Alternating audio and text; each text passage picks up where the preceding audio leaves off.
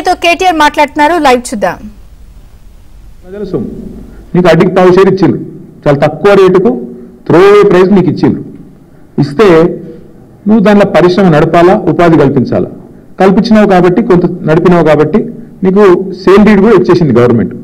కానీ ఇవాళ నువ్వు అపార్ట్మెంట్లు కట్టుకొని మొత్తం డబ్బులు నువ్వే మింగుతా అంటే అది చాలా తప్పు. ఎందుకంటే అక్కడ ప్రైవేట్ రంగంలో ప్రైవేట్గా కొనుక్కుంటే అక్కడ 50 కోట్లు ఉంటుంది ఎకరం నాచారంలో. మరి నువ్వేమో ఎప్పుడో 20 ఏళ్ళ కింద తీసుకొని ఇప్పుడు దాన్ని ప్రైవేట్గా మొత్తం నేను మొత్తం గుటకాయ స్వాహా చేస్తా, నాకు మద్దతు అంటే నేను ఇవ్వలేను బాబు అని చెప్పిన. సరే మాకు డబ్బులు ఆఫర్ చేసినారు, చాలా చేసినారు. అట్లా కాదు సార్, మీకు ఇంత ఇస్తాం అంత ఇస్తాం, nothing doing, we will not do this, we will not entertain this అని చెప్పి మేము ఆ రోజు ఎక్కడా కూడా ఇట్లాంటి కన్వర్షన్లకు మేము తావు ఇవ్వలేదు. కానీ ఇవాళ ఎంత పెద్ద భూ కుంభకోణం అంటే ఇవాళ రేవంత్ రెడ్డి ప్రభుత్వం తెరలేపింది సామాన్యమైన భూ కుంభకోణం కాదు. 1 కాదు 2 కాదు, హైదరాబాద్లో చాలా చాలా పెద్ద ఎత్తున మన దగ్గర పారిశ్రామిక వాడలు ఉన్నాయి. ఉదాహరణకి హైదరాబాద్ నడిబొడ్డున అజామాబాద్ ఇండస్ట్రియల్ ఏరియా ఉంటుంది, పక్కనే బాలానగర్, కూకట్పల్లి, జీడిమెట్ల, నాచారం, మల్లాపూర్, ఇంకా చాలా ఉన్నాయి చుట్టూ పారిశ్రామిక వాడలు హైదరాబాద్లో ఓఆర్ఆర్ లోపల బోలెడు ఉన్నాయి. ఎక్కడ కూడా ఇవాళ మార్కెట్లో మీరు చూసినట్టయితే అక్కడ ఎకరం 40-50 కోట్ల తక్కువ ఎక్కడ ఉండదు. గజాల లెక్కనే ఉంది, ఎకరం లెక్క కూడా లేదు. గజాల చొప్పున 2 లక్షలు, 1,00,000-1,50,000 గజానికి ఈ స్థాయిలోనే ఉంటుంది. ఇవాళ అట్లాంటి భూముల్లో రేవంత్ రెడ్డి ప్రభుత్వం తెరలేపిన కుంభకోణం ఎంత పెద్దది అంటే దాదాపు 9,200 పైచిలకు ఎకరాలు, దాదాపు 9,300 ఎకరాల భూమి హైదరాబాద్లో. అంటే మీరు సగటున 40 కోట్లు వేసుకున్న ఎకరానికి దగ్గర 4 లక్షల కోట్లు, దగ్గర అంటే 3.5 లక్షల కోట్ల నుంచి 4 లక్షల కోట్ల మధ్యన మార్కెట్ వాల్యూ ప్రకారం. లేదు 50 కోట్లు వేసుకున్నారనుకో సగటున దగ్గర 5 లక్షల కోట్ల విలువ చేసే ఆస్తిని, అందులో మరి ఇవాళ ఆయన అనుయాయులకు, ఆయన వందిమాగదులకు, ఆయన బామ్మర్దులకు, ఆయన తమ్ముళ్లకు, ఆయన చుట్టూ ఉండే బ్రోకర్లకు ఇవాళ ఒప్పందాలు కుదిరించి ఒక అతిపెద్ద భూ కుంభకోణానికి రేవంత్ రెడ్డి ప్రభుత్వం మొన్న జరిగిన కేబినెట్ సమావేశంలో తెరలేపింది. ఇది నేనేదో ఊరికే ఆషామాషిగా ఆరోపణలు చేయట్లేదు. ఎక్కడెక్కడ విలువైన భూములు ఉన్నాయో ఇవాళ హైదరాబాద్ చుట్టూ అక్కడ రేవంత్ రెడ్డి ముఠా వాలిపోయింది. మొన్న కొండా సురేఖ గారు ఉదంతమే దానికి ఒక క్లాసిక్ ఎగ్జాంపుల్. కొండా సురేఖ గారి కుమార్తె ఆ రోజు కొన్ని ఆరోపణలు చేసింది నిర్దిష్టంగా. మిగతా ఆరోపణలు పక్కన పెడితే ఒక స్పష్టమైన ఆరోపణ ఆ రోజు చేసింది అమ్మాయి. మంచిర్యాలలో ఒక భూమి ఉంది, ఆ భూమిలో రేవంత్ రెడ్డి గారి బ్రదర్ కన్నుబడ్డది. అందుకే ముఖ్యమంత్రి గారు జపాన్లో ఉంటే కూడా మేము అక్కడ ఆ భూమి కాడికి పోయేందుకు ఎండోమెంట్స్ రోడ్డు పర్మిషన్ ఇస్తే, ఎండోమెంట్స్ వాళ్ళు ఉన్న భూములకి వెళ్ళి రోడ్డు పర్మిషన్ ఇస్తే ముఖ్యమంత్రి గారు జపాన్లో ఉండి కూడా ఆ ఫైల్ తెప్పించుకొని ఆపేసిండు.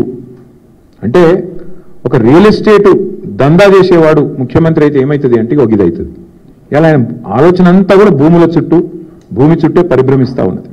ఇవాళ జరుగుతున్నది ఏంటి అంటే పక్కన బుద్వేల్లో మూసీ ప్రాజెక్టు పేరు మీద అక్కడ కుంభకోణం, అట్లాగే మెట్రోలో భూమి మీద కన్నేసే మెట్రో CFOని బెదిరించి L&T మెట్రోలోకి వెళ్ళగొట్టిండు.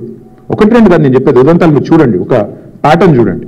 సెంట్రల్ యూనివర్సిటీ భూముల మీద కన్నేసి అక్కడ విద్యార్థుల మీద అక్కడ అసలు మొత్తం బుల్డోజర్లతో అర్ధరాత్రి పోయి మొత్తం 400 ఎకరాల మీద కన్నేసి అక్కడ అరాచకం చేసిండు. అప్పుడు సుప్రీంకోర్టు ఆపింది. అట్లాగే ఈరోజు సేమ్ థింగ్ 9,292 ఎకరాల పారిశ్రామిక భూముల మీద కన్నేసి రేవంత్ రెడ్డి గారు ఆయన ప్రభుత్వం ఇవాళ Hyderabad industrial lands transformation policy అనే పేరిట భూములను కొల్లగొట్టే కుంభకోణానికి తెరలేపిండు. ఇక్కడ సింపుల్గా నేను చెప్పే లెక్క మళ్ళొకసారి అర్థం చేసుకోండి. ఈ 9,292 ఎకరాలు మొత్తం కూడా ప్రభుత్వ భూమి. ప్రభుత్వం పారిశ్రామికవేత్తలకు మీరు పరిశ్రమ పెట్టండి అని ఇచ్చిన భూమి, అడ్డికి పావు షేరు. అంటే మార్కెట్ విలువ రూపాయి అయితే 10 పైసలకో రూపాయల 1 పైసకో ఇచ్చిన భూమి ఇది.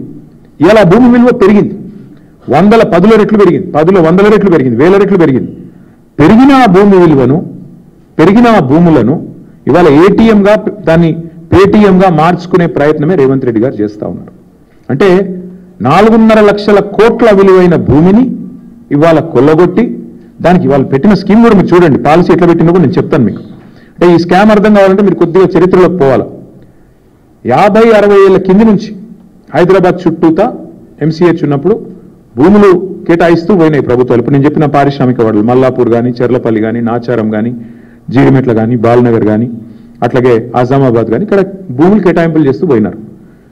అందులోకి వచ్చినాయి ఇవన్నీ కూడా. మౌలాలి, తర్వాత కుషాయిగూడ, కాటేదాన్, ఇవన్నీ కూడా అందులోకి వచ్చినాయి. చందులాల్ బిరాదరి చుట్టూ వచ్చిన పారిశ్రామిక వాడలు. ఇప్పుడు ఏమైంది? సిటీ పెరుగుతా పోయింది. ఇవన్నీ సిటీ మధ్యలోకి వచ్చినాయి, భూముల విలువలు పెరిగిపోయినాయి. ఇప్పుడు పెరిగిపోయిన వాటి వల్ల ఏమైంది? చుట్టూ కాలనీలు కూడా రావడం వల్ల ప్రజలు గొడవ చేయడం స్టార్ట్ చేసినారు. మరి మా చుట్టూ కాలనీలు వచ్చినాయి, మధ్యలో కాలుష్యం ఉంది. ఇప్పుడు బాచుపల్లి వాళ్ళు కూడా గొడవ చేస్తూ ఉన్నారు కాలుష్యం వస్తుంది అని. దానికి 2013లో అప్పుడున్న కాంగ్రెస్ ప్రభుత్వం ఒక జీవో తెచ్చింది, జీవో నెంబర్ 20, కిరణ్ కుమార్ రెడ్డి గారి ప్రభుత్వం. ఏమి జీవో నెంబర్ 20 ఉద్దేశము? ఏమని అంటే, మీరు ఓఆర్ఆర్ లోపల ఉండే కాలుష్యకారక పరిశ్రమలు, పొల్యూటింగ్ ఇండస్ట్రీస్ ని బయటికి తరలించాలి అనేది ఆ జీవో సారాంశం. మా ప్రభుత్వం ఉన్నప్పుడు మేము కూడా ప్రయత్నం చేశాం. ఇన్ఫాక్ట్ ఫార్మా సిటీ పెడదాం అనుకునే దానికి మెయిన్ కారణమే ఇది. ఫార్మా ఇండస్ట్రీ ఏదైతే జీడిమెట్లలో, అట్లాగే మల్లాపూర్లో, నాచారంలో, ఇతర ప్రాంతాల్లో ఉన్నదో వీళ్ళందరినీ కూడా అవసరమైతే ఓఆర్ఆర్ బయటికి ఒకటే ప్రాంతానికి తరలించి ఒకటే చోట 19,000 ఎకరాల్లో మేము ఫార్మాసిటీ పెట్టాలనుకునే దానికి మెయిన్ ఉద్దేశమే ఇది. ఎందుకంటే ఈ ప్రాంతం అంతా కూడా కాలుష్య బారిన పడకుండా, ఇంకోటి ఇబ్బంది పడకుండా. సరే, ఇవాళ దానికి ఫ్యూచర్ సిటీ అనే పేరు పెట్టి అక్కడ కూడా రియల్ ఎస్టేట్ బ్రోకర్ పనిచేస్తూ ఉన్నారు.